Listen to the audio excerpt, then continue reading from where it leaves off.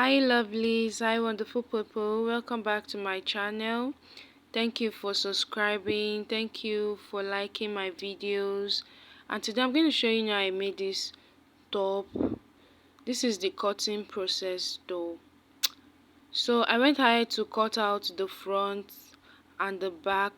I measured the length of my top and did the same for the back and placed it on each other, because I'm going to be using same length for the two, and it's not going to be having a zipper allowance, no button, nothing. It's a free top that you can wear on your jean, your skirt, whichever one.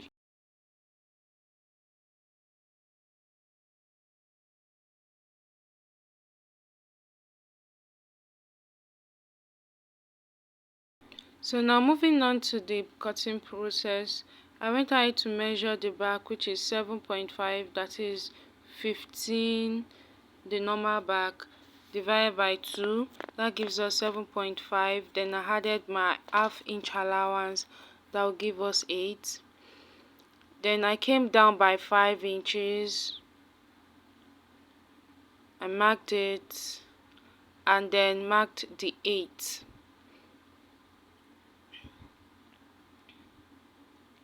So coming to the 5-inch allowance side, I came in by 7.5, which is my normal back. Then I slant it,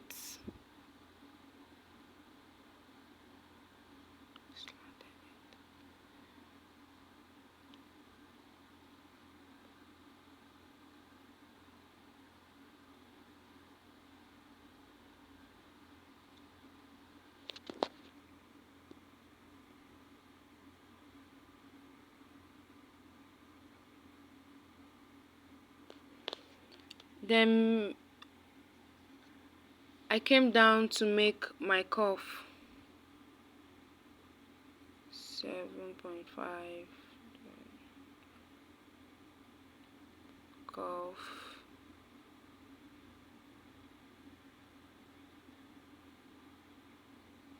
which is my armhole.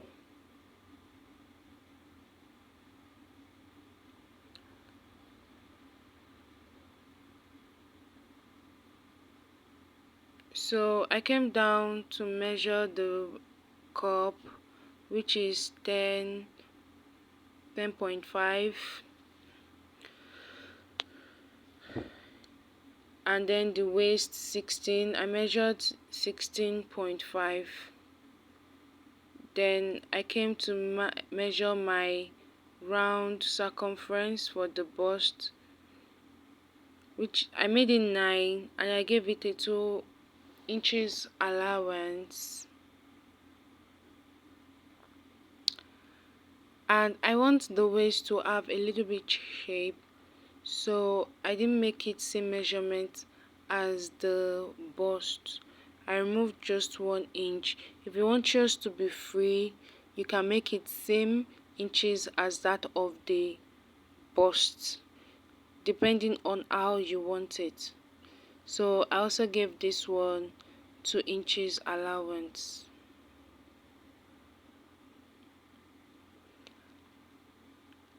And then slant it.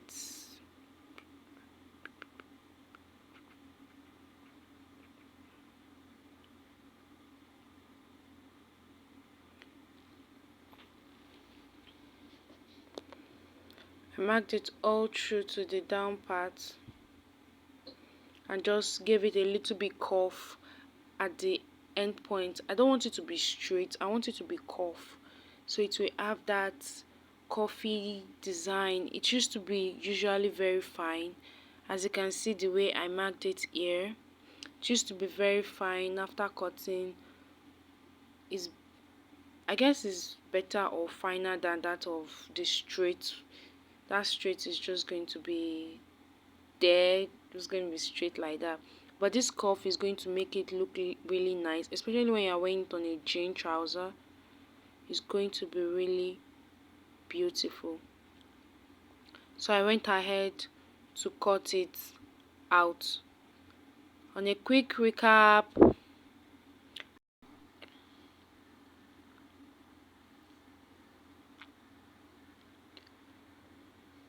so I came to the back, I measured 8 instead of 7.5, came down by 5, measured the normal back which is 7.5, so to cuff it, then I came down by 8, measured and cuffed it. I marked the bust, the waist, and added the allowance, then cuff it at the down part. And so I came to the neck part of the clothes.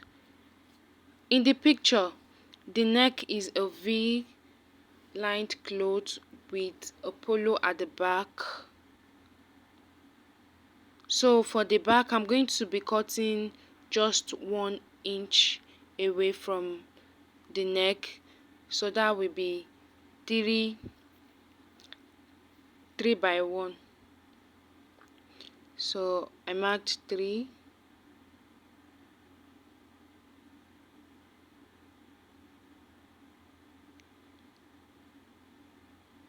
then came down by 1 inch, then I curved it. The way I'm doing it, my clothes are together. If you are not perfect in cutting it, do not put your front and your back together for cutting the neck. I will advise for you to cut it separately. You cut the back first, then the front. Do not place it on each other if you are a beginner or you're not perfect cutting the neck together. But I cut out the neck for the back, then removed the back, and then I measured my front neckline. So here I cut out the neck part of the clothes, as you can see, and I came to cut out the other body parts. So I marked the shoulder slant 1 inch, then gave it a slant,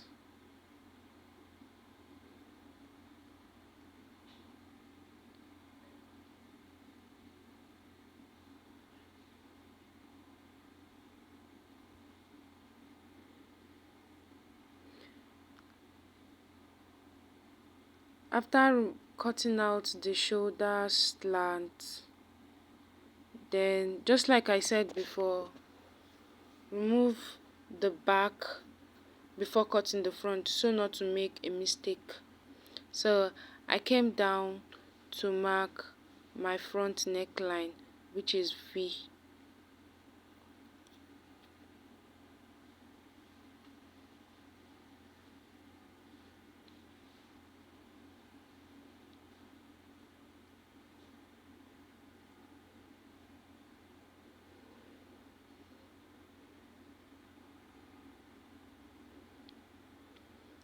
After measuring it, I saw that the V was too small, so I had to increase it more a little bit.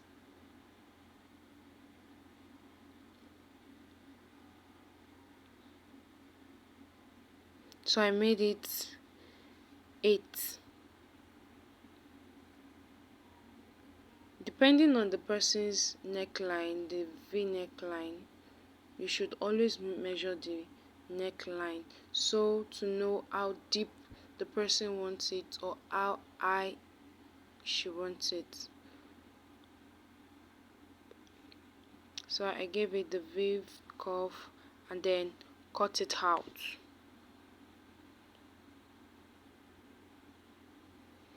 Just like I'm doing, gently.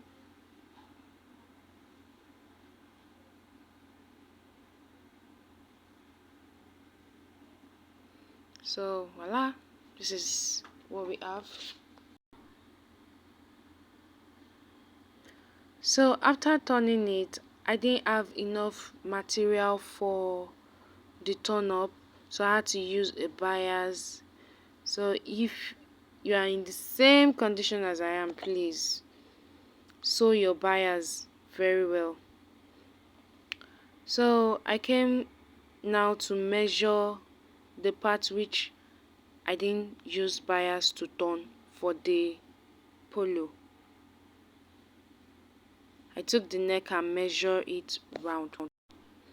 So just like I'm doing, I took my tape and measured round the neckline where I haven't turned with the bias. So here I arrived at 15, as you can see. So I'm going to be cutting a polo of 15 with the sewing allowance, which makes it 16. So after folding my polo into 4,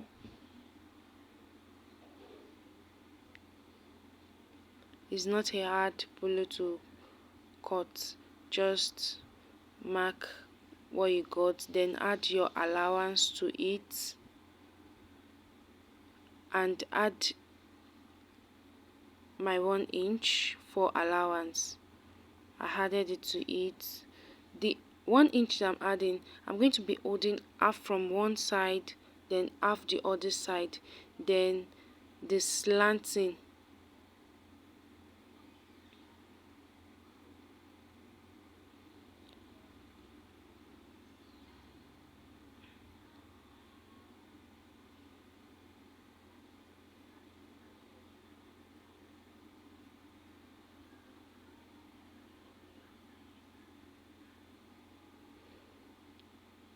I slanted it at the folded part because that's the part that is going to be resting on the shoulder. So it's going to have a slant at that side. So we bring it from this sewing allowance point to the folded point. That's how you give your slant. Then I went ahead to cut it. I'm very sorry, I'm struggling with my scissors here, but don't mind me. So voila, this is what we arrived at. So I see that I was having little bits excess which I had to trim out.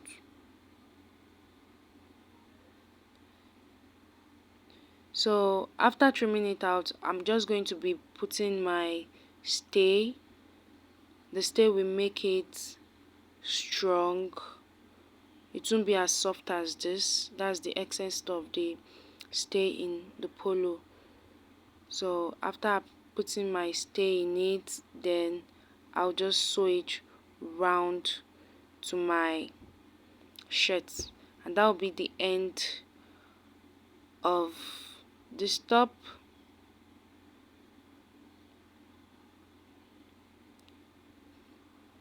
So that's what I want. Thank you for watching. Guys, it has been a lovely tutorial. Please don't forget to like, share and subscribe to the channel and turn on your notification button to get notified anytime I drop a new video. Bye.